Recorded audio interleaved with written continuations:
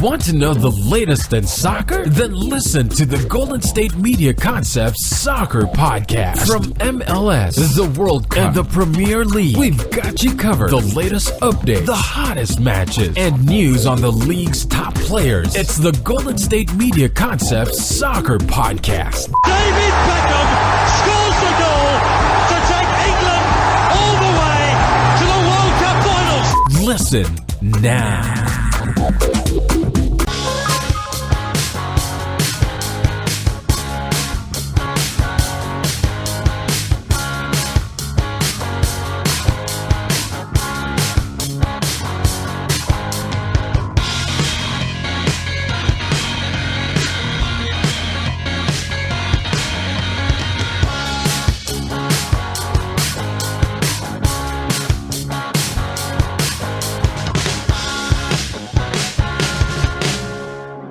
And welcome to the GSMC Soccer Podcast, of course, in the GSMC Podcast Network. Not only soccer do we do, but, of course, your host, I'm Mark Souza, and with me, of course, Jeff Malinoff. Happy New Year, everybody. Happy New Year's to everyone out there who is listening. Also, happy holidays, because I don't think we've had a show since before Christmas, so... Well, because it's the days we've had it's been Christmas, day after Christmas, and we got off for that. So we have some things to talk about. We are now entering transfer season in Europe, where twice a year European clubs can sign players, loan players, sell players. The transfer window is open. Transfer window, yes. As everybody was saying Happy New Year's, I was saying Happy Transfer Window, everybody, because January 1st it's officially now. Is official, yes. So. We're about to see a lot of money get exchanged. Yes, it's always, I will say, soccer is the one sport where it's lying season all year long. And, of course, as we approach the windows, the talks, the conversations, the rumors heat up. Well, usually there already been transfers that have been accepted, just they were being official during the window time. So usually in the winter time, though, we do see less transfers than we do in the summer because it's mid-season. Teams are not really trying to shake it up too much. Yeah. They might be trying to bring in one player or two. You could see some teams trying to maybe, or we're at 2 or 3 in the Premier League trying to get up to that one right. spot. You'll see maybe a team will sign a player for depth or something like that. But usually, last year we saw Alexis Sanchez get sold to Manchester United during the window. Philippe Coutinho got sold from Liverpool to Barcelona. But those are not very often. I do expect to see a couple big ones. We'll talk about that later on. But we have to talk about the biggest transfer in United States men's national team soccer history, as the star of the U.S. national team, Christian Pulisic, has officially, and this had been rumored for a long, long time, but he has officially put ink to paper. He has signed with Chelsea Football Club. He will complete the rest of the season with his club in Germany for Borussia Dortmund. So he will finish out the year in Which hopes is pretty of common. In Dortmund's in first right now for the Bundesliga, the German league. So he could actually be a part of a championship-winning team and then move on. But he will be playing for Chelsea Football Club next fall as the new season kicks off.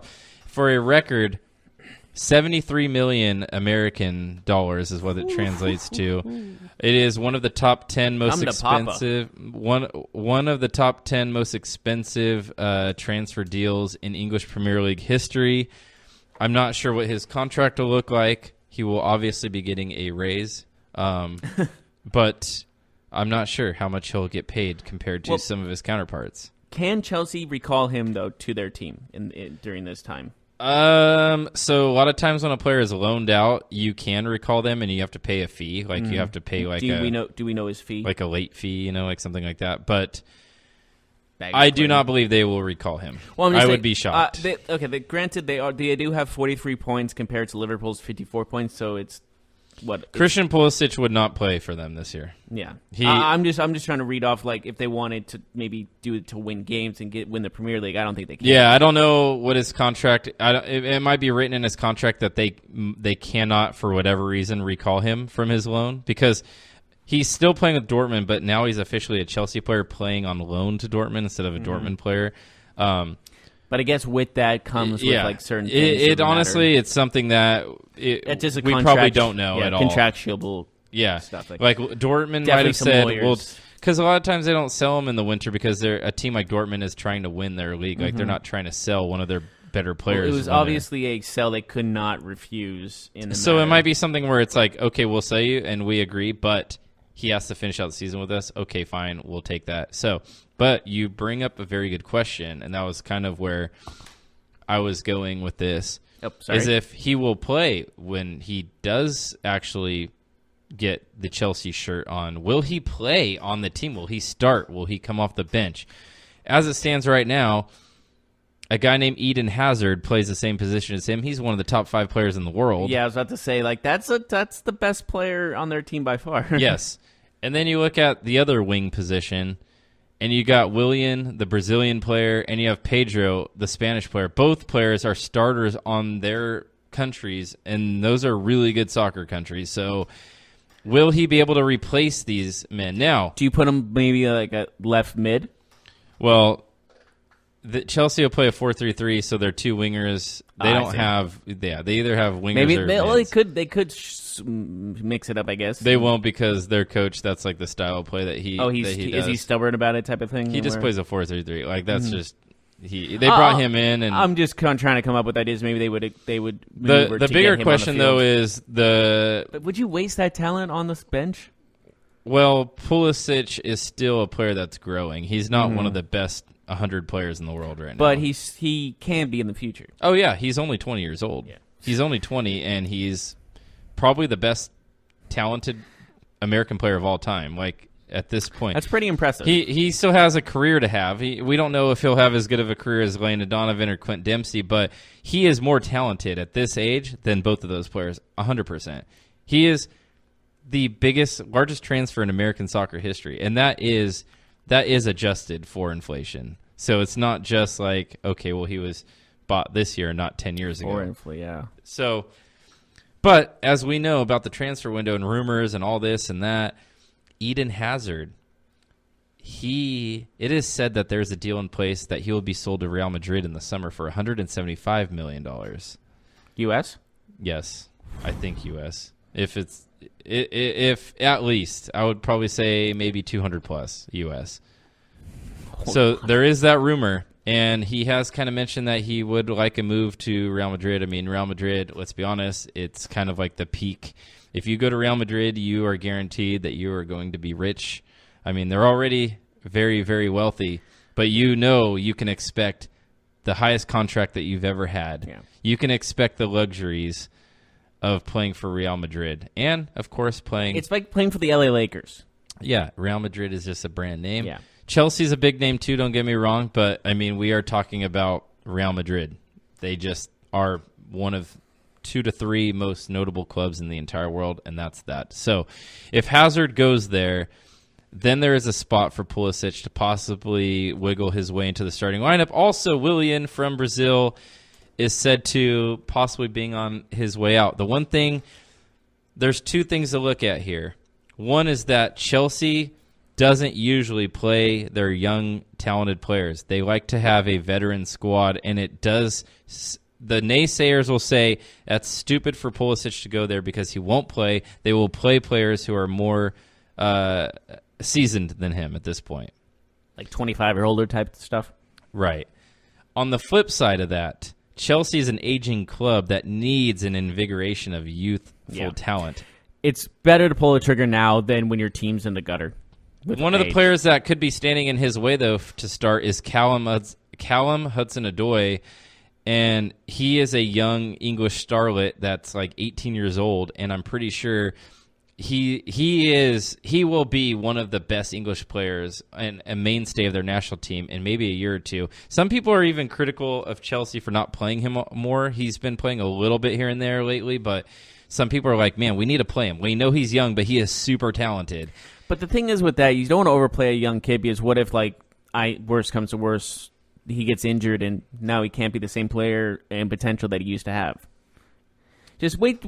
I would say, like, you don't marinate a steak for 5 minutes. You marinate it for a good day or two, and then you're good to go. Yeah. So I mean, Take your there's time. a couple sides of the coin to look at. American soccer fans the cynics will say he shouldn't have gone to Chelsea. He should have gone to another English club because they don't really play young players. But on the flip side, if he goes to Manchester City, he'll never play. If he goes to Liverpool, he'll never play. If he goes to Manchester United, he could possibly play there. That was the one other team I was thinking, like, maybe besides Chelsea, Manchester But United. Manchester United has young players that are even as young as him or younger that are already starting and playing the same position. and are probably improving. Like Marcus more, Rashford, Anthony Martial. I mean, Lingard's not even old. He's only in his early 20s. I mean, if United really went after him, maybe he would. I wouldn't say start right away. I would say maybe he would be in reserve, obviously, but I would say he might be a starter within like 2 months. Mm-hmm. Because, like you said, that's a young team. But I think if he had to pick a team in the Premier League, maybe Chelsea is the best fit for him in the long run, based on longevity, not just on right now. Yeah. So, you know, it's going to be one of those things where it's wait and see approach. Now, there is an American player, Matt Miazga, who's a center back who was bought by Chelsea 4 years ago and has been loaned out for 4 years running now. So there are people who say the young players cannot break into the squad there. But, again, that team is aging. They need youthful players. And I don't know if Pulisic starts right away, but I would be shocked if they loaned him out. I think that he will be on the Chelsea squad. He might not be a starter, but he will play. Do you think he'd be ready because we might have an injury from one of our veterans and we need you type of thing? Or Let's put it this way. There's two sides of this coin. They bought Pulisic because he is a young talent, but they also bought him because he's a young American talent. Because now every kid in the U.S. walking down the street that has a soccer jersey is going to Chelsea have jersey. A Christian Pulisic Chelsea jersey. Boom. Chelsea just became the in vogue team to like as an American sports fan because you don't have to like soccer to root for Captain America. Yeah, exactly. You know what I mean? Yeah. Like you don't have to.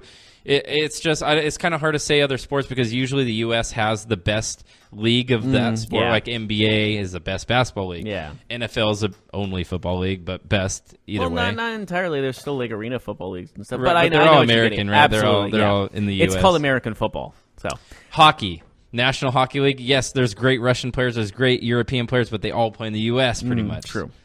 But I would just say like that is business wise. That's brilliant by Chelsea. Absolutely. Because now they might have just tripled their sales in jerseys based off this sale alone. They probably make plenty of money by selling their jerseys. They just doubled that, or maybe even tripled with this. For example, that's all the United States. That's just one part. For example, when Juventus paid $100 million for Ronaldo, they made up just in jersey sales. They made about $55 million in the first week. So they almost evened evened out already. Yeah, they're gonna make money. Juventus is going to make money hand over fist by signing Ronaldo before he even kicked a ball. Like, before he even touched a ball, before the whistle blew to start the season, they had already made like 2/3 of their money back. Because it's all about the revenue. It's not the jersey sales. And ticket sales would go off the charts So as well. Chelsea was already... I knew Juventus probably already had sold out seats, but this, like, people would probably buy season tickets like crazy in that matter even more. They probably upped the prices. So Chelsea was one of the top 4, I would say, most popular clubs in the United States, English clubs. Maybe it's just only more going to well-known. rise. I would say, like, name a team in the Premier League. People are like, oh, is that the Chelsea and Manchester United? Yeah, they're a brand City? in the U.S. I mean, Manchester United is going to be the most popular team in the U.S. Arsenal's a big team in the U.S. I put Liverpool up there a little bit as well. Liverpool too, and then Chelsea, but Manchester City. Chelsea's in the bottom 5. If you had to put a 5 list, would you even put them in the 5? Wait, what? Who? If you put a top 5 list of most well-known Premier League clubs into the United States fan base, would you put them in the 5? Who? Chelsea? Yeah, or would you put them in 10? No, Chelsea's top 5 for sure. Okay. I would argue that Chelsea's even still more popular than Manchester City, who's like been the popular team to like. Over I'm the not last gonna 3 or 4 lie. years. Like once I started watching soccer, like I grew up with it. I knew Manchester United. Then I was like, oh, there's a City team. Like that. Yeah, they were always the little brother. They were actually not called this season, obviously, but yes. Manchester City was famously called by the old legendary Manchester United coach Alex Ferguson. He called Manchester City the quote unquote noisy neighbors. Like they were just like That's kind of what they were. they were kind of just like, like they were just a club. They didn't have much money, and then they got bought, and then they became a household name because they got bought by like one of the richest people in the world. And like in American terms, it's like the LA Clippers and the LA Lakers. Right. Yeah. And then the Clippers like finally got good after 30, Lob 40 City years. and all that. Yeah, it's a perfect example. Yeah. Manchester City is doing that right now. Yeah, pretty much. That's a good way to put it. Yeah, so I mean with Pulisic, I mean, again, I understand the other side of the coin. I understand the cynic, he's not going to play because he went to Chelsea. Like Liverpool plays young players or Man United plays young players. Yes. But he has an opportunity to break into this squad because of they're in a transitional period where their better players are aging or leaving. So there's going to be a gap. They're the upper 30s, right? Would you say? Willian is about 30 years old. How old's Hazard? So 28. Oh, okay. He's in his prime. Yeah. That's why he's going to go to Madrid now. That's why I was thinking about like. But here's the thing about Chelsea. They have a club rule where they do not sign any player over 30 years old for longer than a 1-year contract. That is a club rule that they stand by. So a guy smart. A guy like Willian, a guy like Pedro, yes, they get playing time there, and yes, they might enjoy themselves, but they don't have any long-term security in their contract. Right. They have a 1-year deal all the time. It's not guaranteed. That's not like so guaranteed. For them, one of them would rather go like Willian, for example, has been linked to Barcelona, where he would be a bench player for them, but he'd be looking at a 3 or 4 year contract. And you think Hazard's gone to Madrid? I think Hazard is going to Real Madrid. I think that let's put it this way: have they been in talks with him in soccer? In soccer, where there's smoke, there's fire. Yes. But when Real Madrid comes calling, you're selling. But because they're the team that you say you won't sell him, well, guess what? We're like, what do you want for him?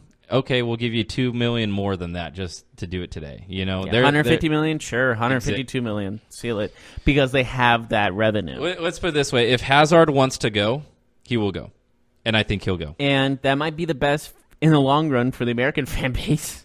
To see their guy play. It might make Chelsea worse off in the short term, but if you're a Christian Pulisic fan, you kind of want that to happen. You want him to leave because then you get 2 chances of breaking into the squad on both wings instead of just maybe fighting. And his specialty is left wing, correct?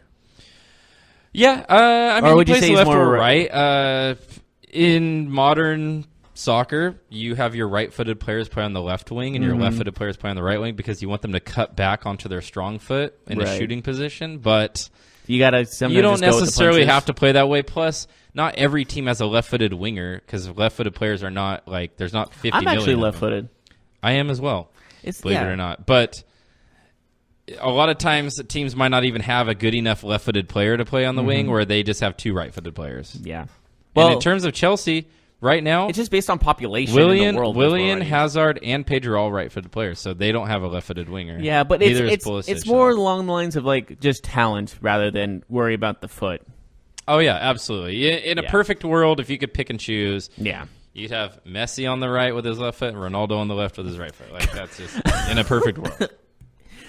Could you imagine? I mean, it's impossible. Can you afford both those players? Load up FIFA 19 and start making your transfers. If you want to buy. Apparently, FIFA 19's got some horrible ratings. That's why I'm like keeping FIFA 18 so far. So, in FIFA 18, I actually had Messi on the Chelsea team. Ironically enough. Again, though, Pulisic, he is officially going to Chelsea. It's a done deal. No more rumors. It was rumored that he would either go there or Bayern Munich. He gets some of the revenue for jersey sales, correct? Unless it's written in his contract, but probably not. He's just going to make his wages. I would just say like 5%. I would just ask for that because I think he knows going to Chelsea, kids are going to buy those jersey. Everyone's in America is going to be popular. He might not be a popular jersey there, but he'll be a popular jersey here. For sure. 100%. He's going to be the top selling soccer jersey. Like compared to MLS. So Pulisic will be playing for Chelsea Football Club. We will go to a break, but before we do that, I'm going to talk to you about audiobooks. Yes, audiobooks. Why audiobooks? Because they inspire us, they motivate us, and they bring us closer. And of course, you can listen to them while you're driving, while you're doing other things. You don't have to sit down and just read a book. You can actually accomplish more than one thing at the same time. There's no better place to do this than with Audible. Audible has the largest selection of audiobooks on the planet, and now Audible members get more than ever before. Each month, You get 3 titles of your choice, 1 audiobook, 2 Audible originals, and fitness programs that you can't get anywhere else. There's never been a better time to experience Audible, so try it for free today. 30 days free. Just visit audible.com/GSMCbook.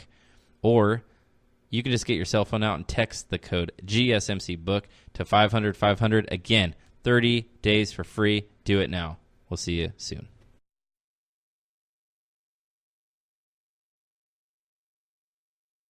What happens to your decision-making when you drink? Well, after one drink, you feel confident.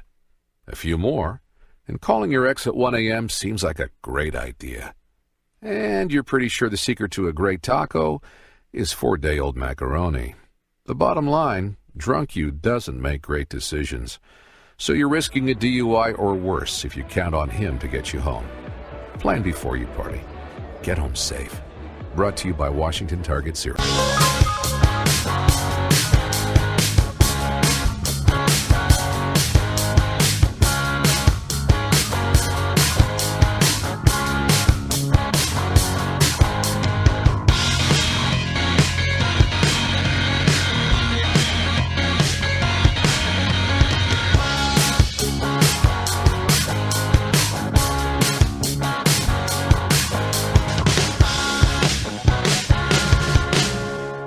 And welcome back to the GSMC Soccer Podcast. So we just talked about Christian Pulisic and where he'll be playing next year, and that will be with Chelsea. Of course, we can move on to the rest of the English Premier League.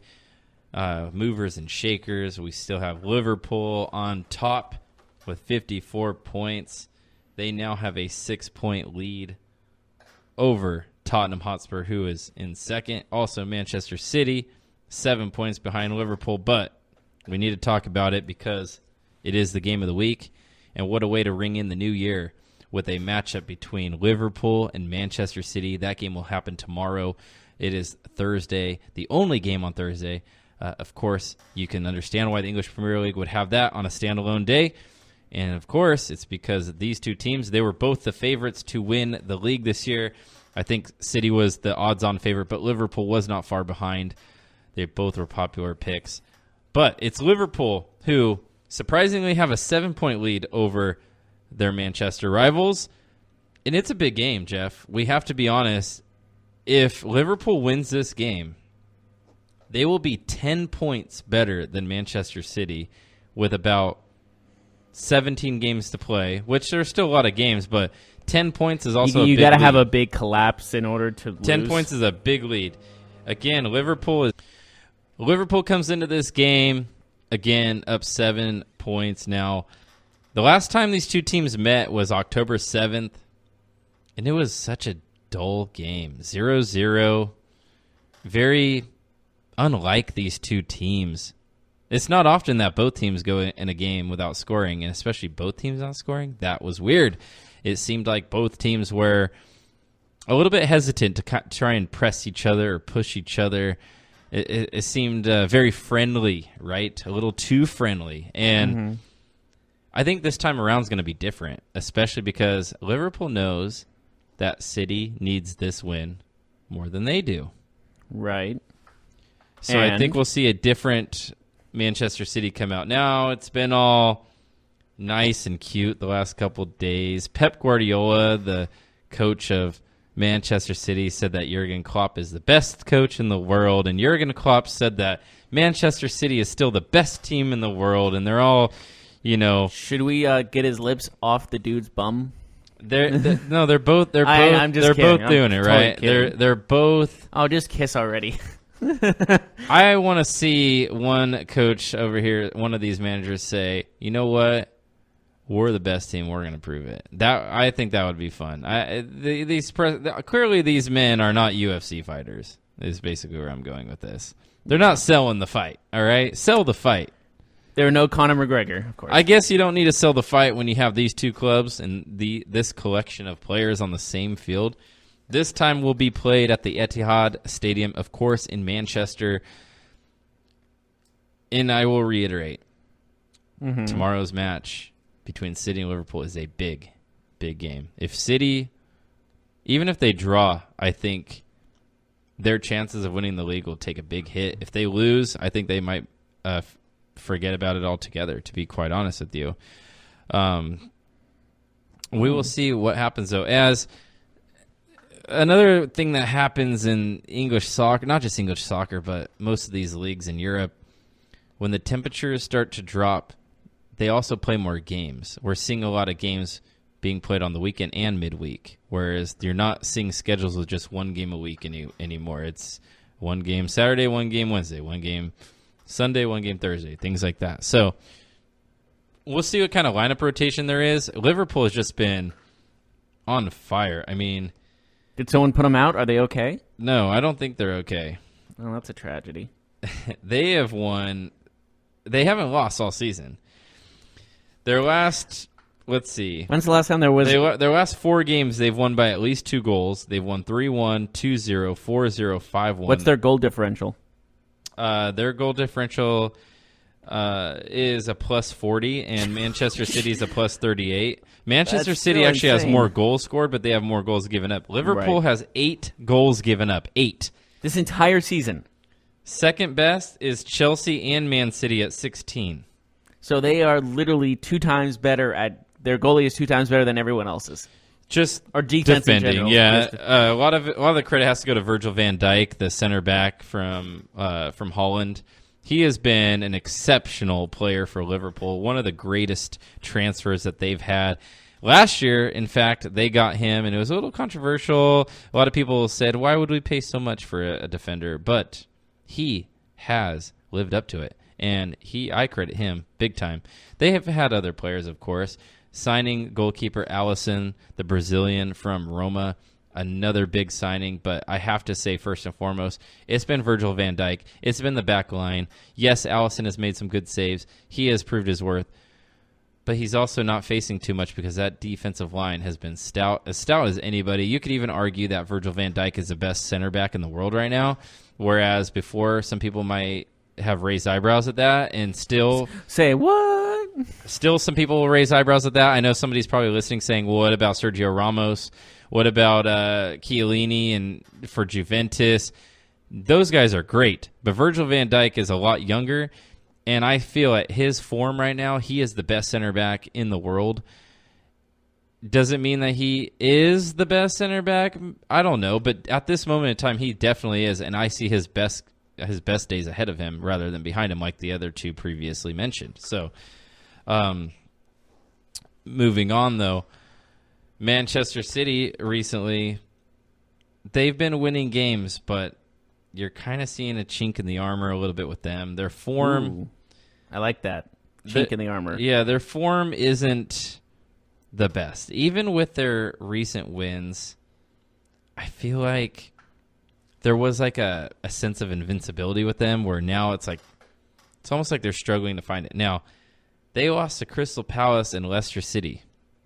They did win their last match against Southampton, but they were coming off of two losses in a row.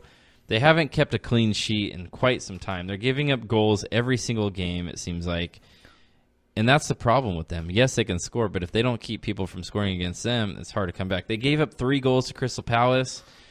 That is probably the most worrisome right Crystal there. Palace has scored 17 goals on the season. Yeah, I know. Which they're is on the bottom. 3rd worst in the whole league, and they are scored 3. Are they in the bottom 3? No, they're 14th. They're on 19 points, but they're not a good scoring team. Like, they're not an attacking team, and they scored 3 goals against Manchester City. That is a serious red flag for me. Yeah, so because when they play teams like Liverpool, they're outmatched on the defensive side. They are, and that is something that beyond how good and how successful Pep Guardiola has been in his career as a manager, his teams can get beat defensively. Usually his teams are so great and appealing and aesthetically pleasing, attacking with the ball, going forward, but they can have mental lapses. And, oftentimes when he is criticized, it's because maybe the defensive positioning, the defensive philosophy isn't up to par as some of his rival managers, right? So, yeah. Well, is rival the right word? Well, I mean, other managers that you'd put in the same class as Guardiola is what I'm saying. It's more of a competitive. Like a guy like Jose equal. Mourinho has been Guardiola's biggest rival, and he's known for how stout his defenders are. Like in terms of his teams, they play very defensive minded. They don't give up a lot. Whereas Guardiola, you can play a very open game against his teams and see what happens. Kind of like play a lot of back and forth. So moving on, though, speaking of Mourinho, we got to talk about Manchester United. Manchester United has been on fire since firing Jose Mourinho. Yeah. Now, you go. I was going to ask you, it had been rumored that he was on his way out for quite some time. And he is out the door now, and the team has been playing great. They've been loving it. Paul Pogba, one of the best players in the world, he is all of a sudden playing like one of the best players in the world again.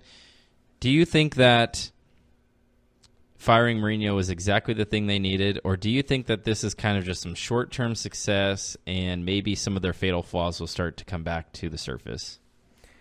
Yeah. Well, turn to the surface is a whole different aspect of it.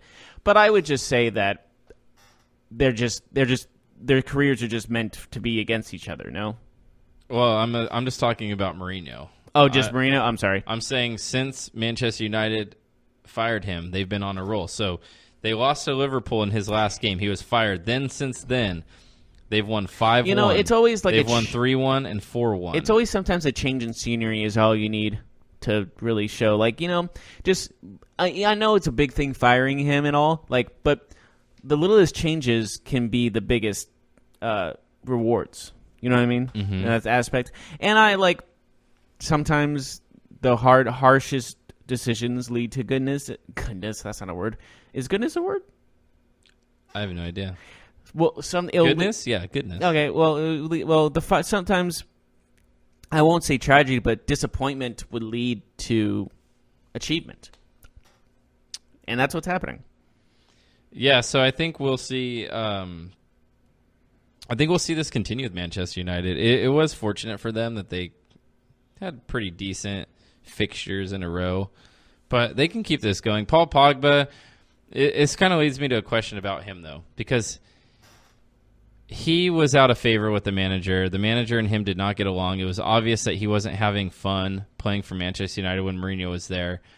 And then the day that Mourinho was fired, he kind of posts like an Instagram picture that seemed like a little bit immature, kind of maybe insinuating that it's funny that Mourinho was fired. What do you take of Paul Pogba? Do you think that he lacks a little professionalism because of how he would play games where obviously he wasn't enthusiastic, and it would be like, man, you're just another guy out here. And then right when he leaves, all of a sudden we see the World Cup winning Paul Pogba again. We see him scoring goals. We see him creating. We see him having fun. Resurrected. Yeah, we see him having fun. He's an animated player, so when he's not dabbing, for example, then we know because that's his thing. I know. He is famous. His celebration is the dab. Like that's his thing. Like, and he's famous for it. And now we see him just having a blast. Does it say something about his professionalism, though, his immaturity, though, that it took the manager getting fired for him to like play at least give his best? His effort? Immaturity starts at the dabbing. I mean, for example, like players can play good or bad, but like the effort is still there. With him, the effort was not there. That was the problem, Yeah. And, like immaturity is a huge part of any sport, really. And if you have immaturity, sometimes people will love to see you lose or get schooled. You know what I mean? Yeah. I think that's what people are mainly watching these situations. Yeah, for sure. And I think, with they had the early success with Ole Gunnar Solskjaer taking over as the manager. It's been fun. I know the players are enjoying themselves. They're about to kick off here in about 30 minutes for their match against Newcastle United. If they win again, that'll be a 4-game winning streak. They're playing great right now. So, with that being said,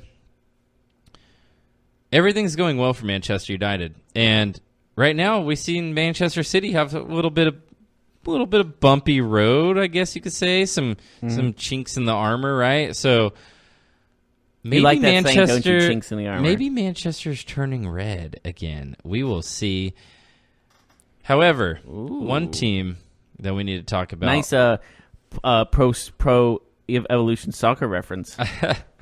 So one thing that we need to talk about, though, is Tottenham Hotspur. Tottenham Hotspur, they win against Cardiff City 3-0.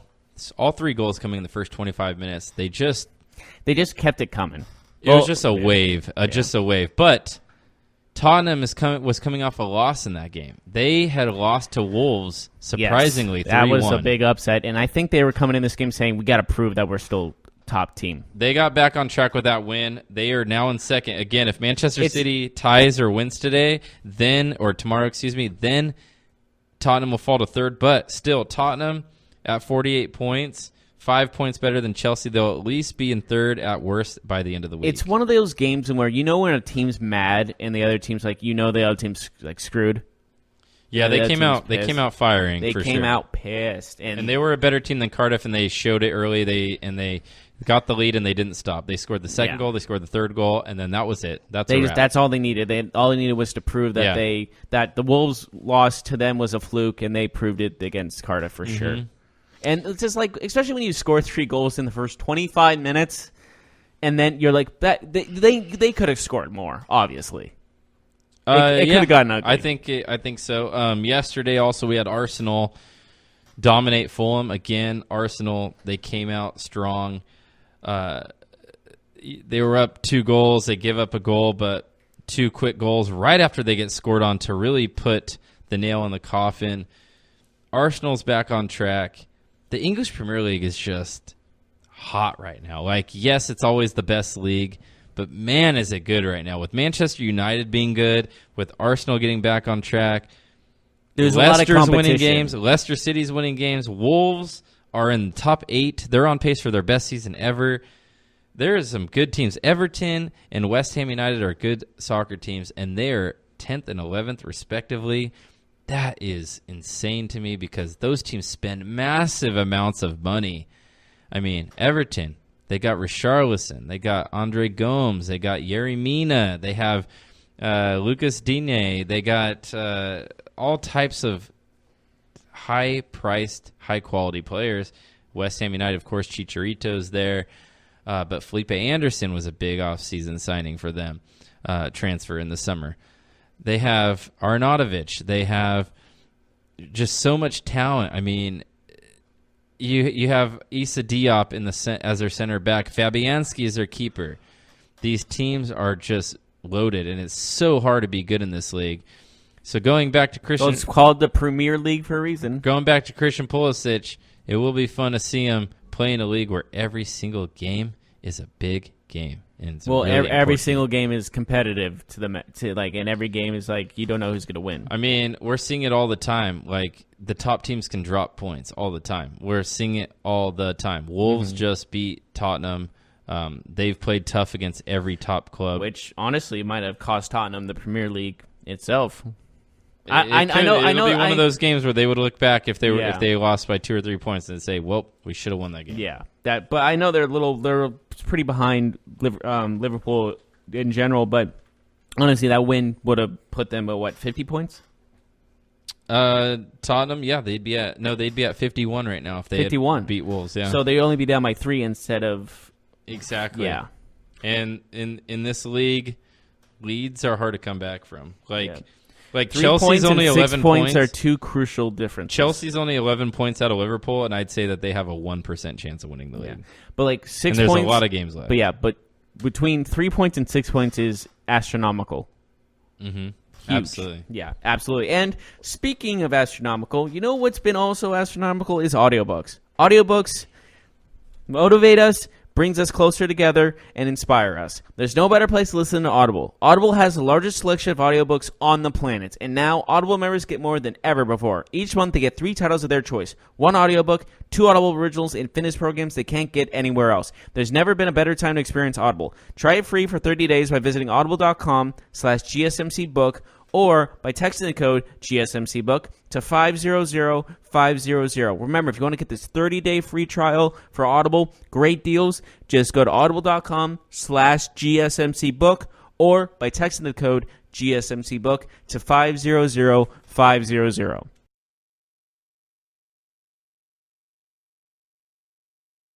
What happens to your decision-making when you drink? Well, after one drink, you feel confident. A few more, and calling your ex at 1 a.m. seems like a great idea. And you're pretty sure the secret to a great taco is 4-day-old macaroni. The bottom line, drunk you doesn't make great decisions. So you're risking a DUI or worse if you count on him to get you home. Plan before you party. Get home safe.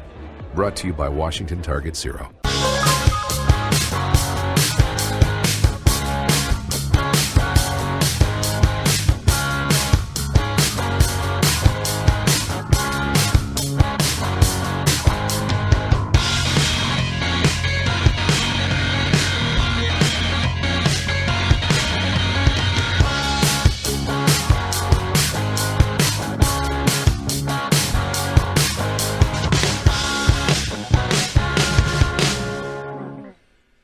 Welcome back to the GSMC Soccer Podcast. We just talked about some clubs in the English Premier League and what the situation is. Liverpool's on top. They play City tomorrow. Big game.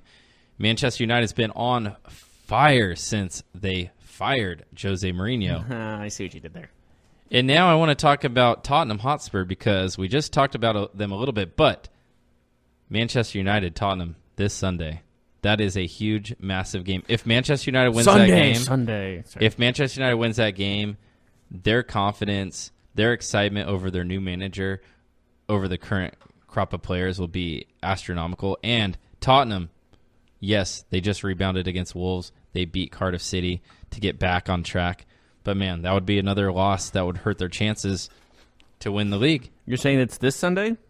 Yes, I am. Actually, I don't think that's right. Sorry, they have a break. A break. It's the 13th. It's their next game. It's next. Yeah, it's next week. Yes. So they do have some time to rest, but they will be missing one of their key players, and that's Heung-min Son from South Korea. He will be leaving Spurs. He's one of Spurs' best players, especially lately. He has been on fire for them, scoring goals, having fun, creating chances.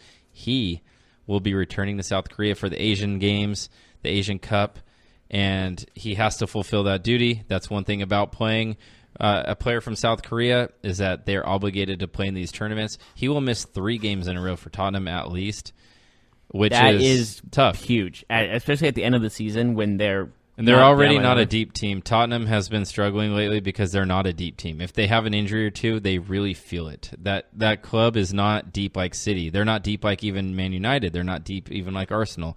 They don't have the ability to have multiple key players injured at one time or out for various reasons. So he's out. If they sustain another injury or anything like that during that time, guys like Eric Lamela are always injury-prone.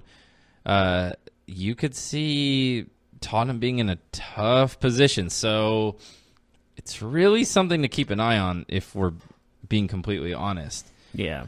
Yep. But that game will be fun when we come back from the English week break there. That will be fun. Now, I want to talk about Juventus. Still undefeated. Juventus is still undefeated in the Serie A. And surprising to me, no. That's not surprising to me at all. Ronaldo brought them back a goal down last game. He scores 2 goals. They win 2-1. He's been exactly what they wanted. He's been exactly what they paid for.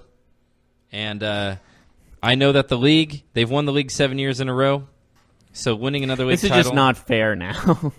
Yeah, winning another league title is... I think they got him just for the Champions League, no? Yes. Yeah. They have not had a problem winning their domestic league. But the Italian league is better than I can recall. There's some good teams, but they have a 9-point lead over Napoli, which is big already. 9-point lead.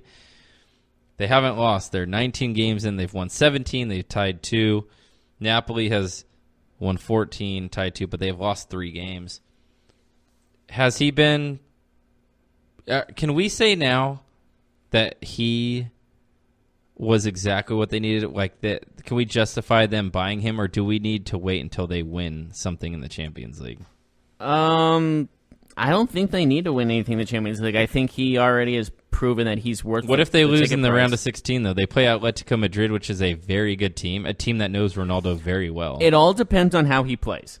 If he struggles, so then we're saying it doesn't matter at this point if he struggles in the Champions League and they get knocked out. Then it was not the right move. Well, give him a couple years. Well, he's already 33. He's only gonna this. I know his age, but I'm gonna say this: if he does do everything he can, he scores like 2 goals for them this game against Atletico.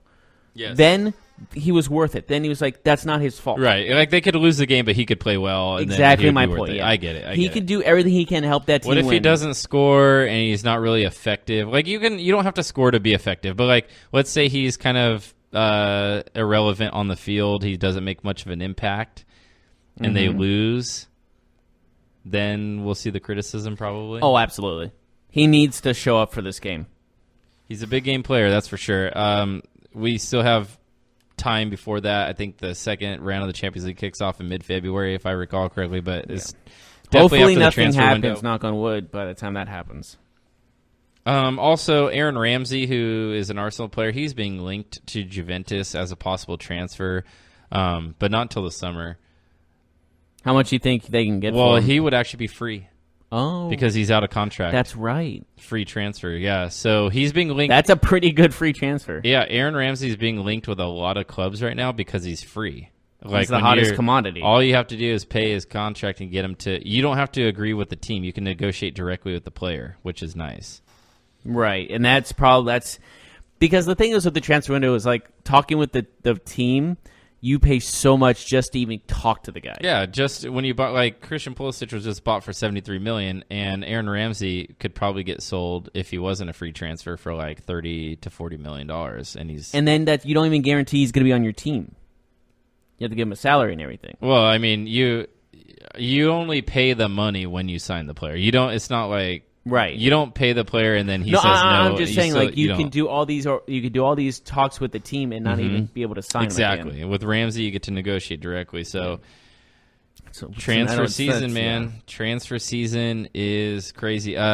Speaking of Ronaldo, though, going back to him, he has told the Portuguese Federation that he will rejoin the national team because he told everybody that he was taking 2018 off the rest of the year, and some people were speculating. Judgmental?